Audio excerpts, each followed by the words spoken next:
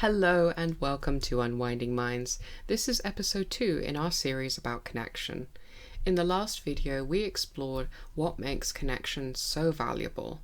And today we are approaching the topic from the point of view of someone who wants to build connection from inside their home. What does it mean to be connected to others when you are not able to leave your home or leave your home regularly?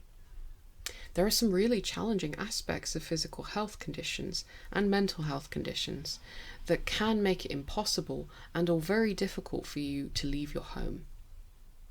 For me, there are physical limitations when it comes to my energy, for example. Some days I may be okay on foot for short periods. On others, I rely on a wheelchair or mobility aid, and on the worst, I do not leave the house. I think some people would be surprised at how frequent that final category of days can be for someone dealing with a chronic condition.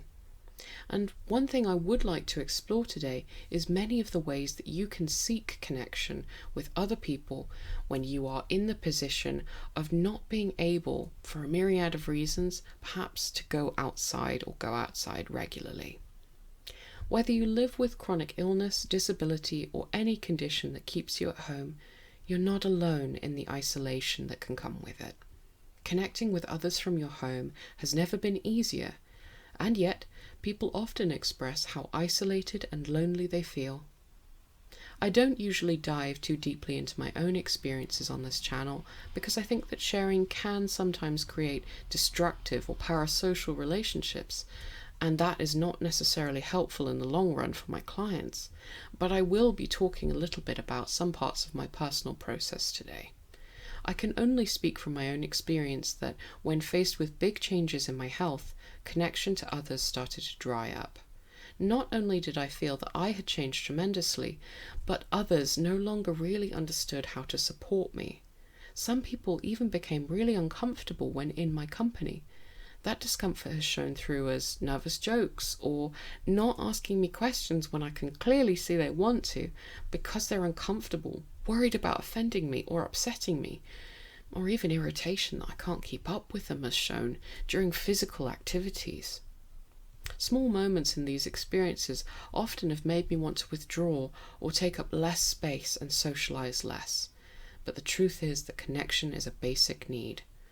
Pulling away from something because it is uncomfortable is not going to lead to healing of the discomfort. It's avoiding the conflict internally, and it's preventing yourself from growing. Connection is a basic human need, and avoiding the discomfort of change does not eradicate the change itself. The people around you do seem to be the most natural option when looking for connection, but that doesn't mean that it's the most straightforward. If you become ill or disabled as an adult, people who have known you for a long time have become used to you behaving in certain ways and your needs being quite different. That change in circumstances means learning some ways of advocating for your own needs, expressing new limitations and boundaries, and ultimately, it is going to be very hard for most relationships to hold the same level of comfort for you. The truly remarkable people in your life will be able to see that the changes to your health does not make you less valuable, less deserving, more inconvenient, or even less of yourself.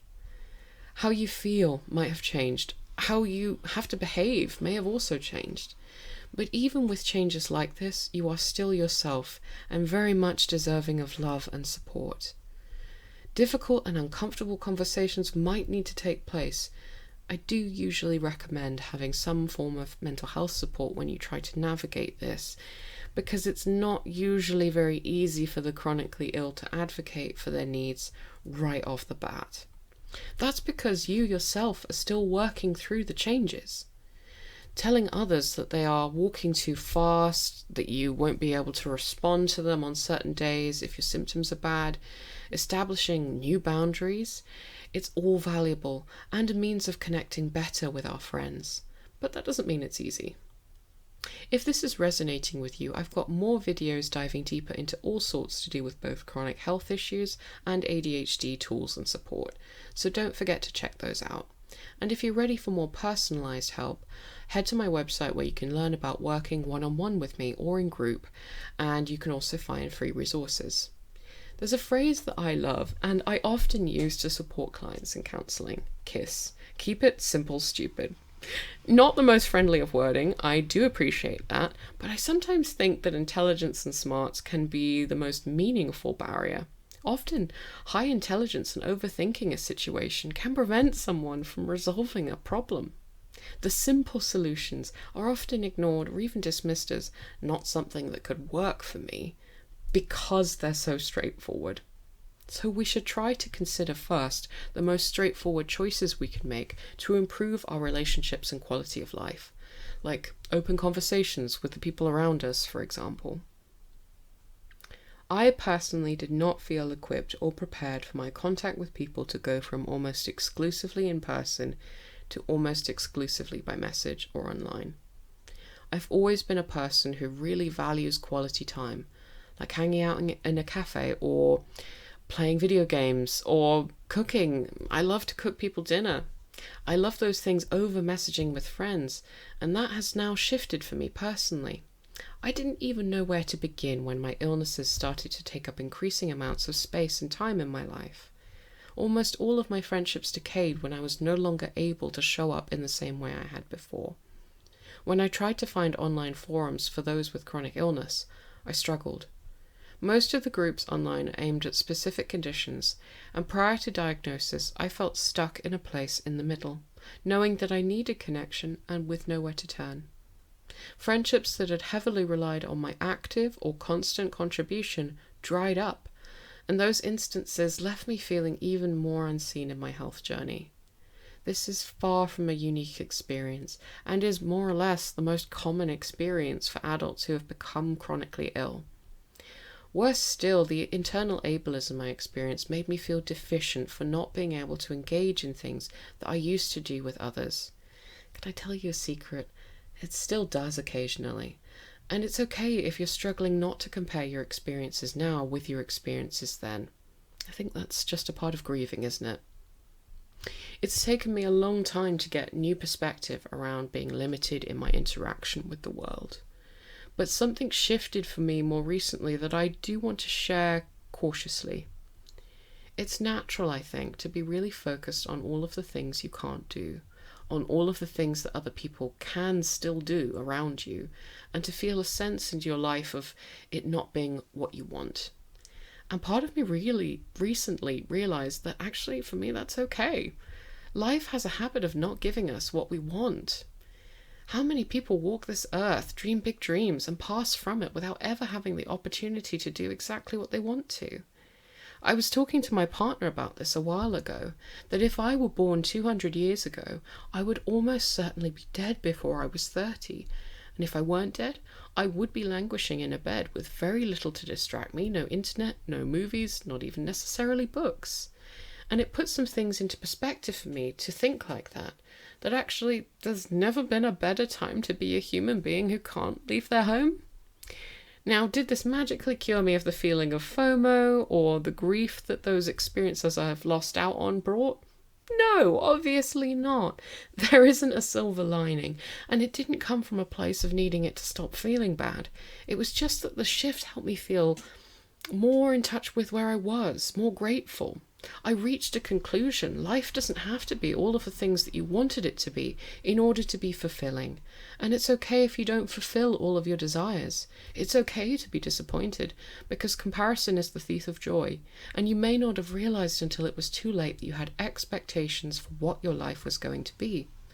The source of things that give you joy or fulfillment naturally changes with time and growth. And illness means finding new ways of experiencing fulfillment. Connection, externally that is, might have changed the way that having fulfilling relationships looks for you, but that doesn't mean that it's gone, or gone forever. It means finding new ways to connect is now a major priority. Okay, I appreciate we've gotten really esoteric there, but I do also want to cover some practical steps to connection as well. Online connection isn't perfect, but it is powerful, and it's more or less accessible for most.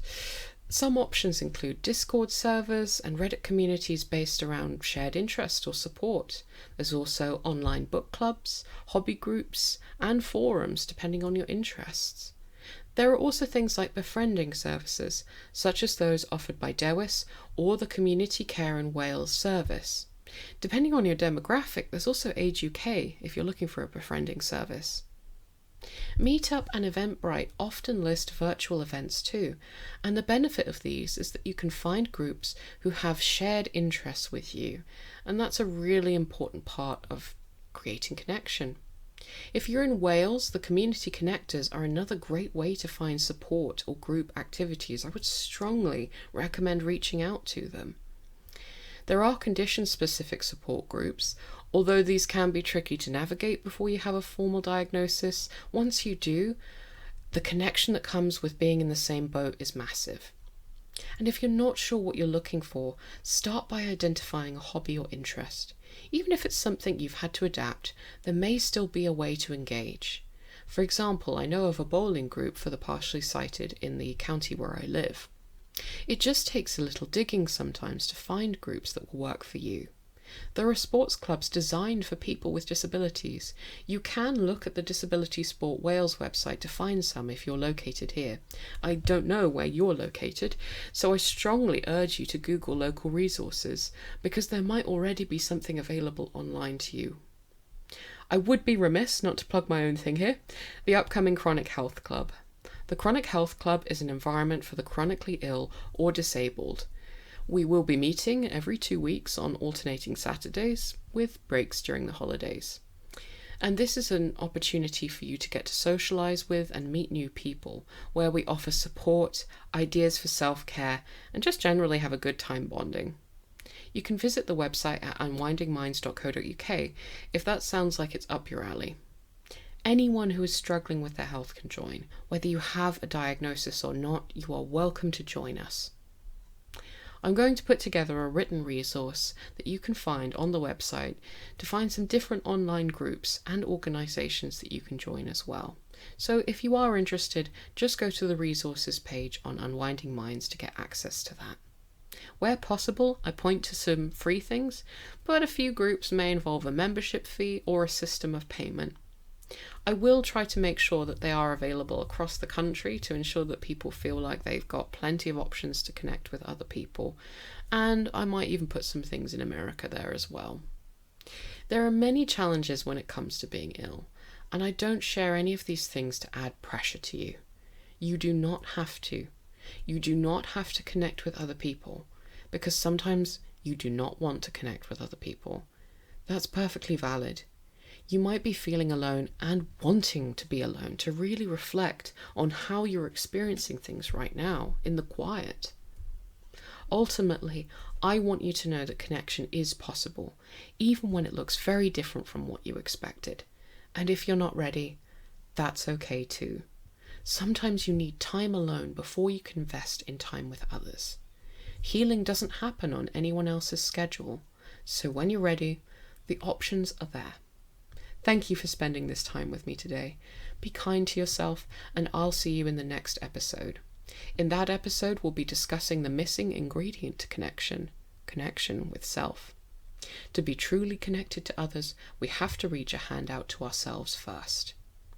I'd love to hear your thoughts on this video and your experiences with the changes to the way you connect with the outside world. If you're interested in learning more about the work that I do, you can check the description below for links to my website and explore other videos. I would highly recommend subscribing and turning on notifications with the bell so that you can keep up with new projects and videos. And if you like this video, go ahead and like the video. It helps me tremendously to understand the kinds of things that you most want to see. And with all of that said, take care.